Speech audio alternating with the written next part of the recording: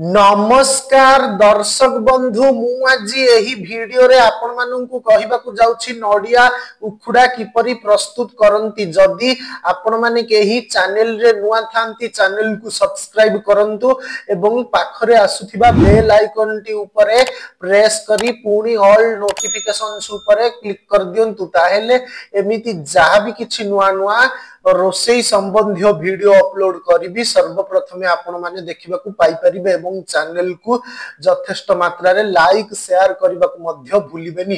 ताहेले चलंतु देखिनबा नडिया उखुडा किपरि प्रस्तुत करंती एवं एथि पई कोन कोन सामग्री प्रथमे नेबाकू हुए।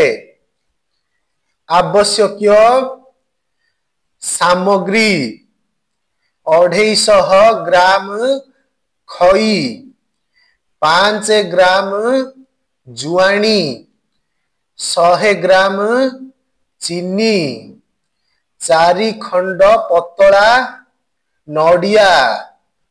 प्रस्तुति प्रणाली कड़ई रे अल्प पानी रे चीनी सीरा प्रस्तुत करंतु। एहा बहल होई गले खई जुआनी नडिया को भल भाबरे काटी मिसाई घांटी दियंतु।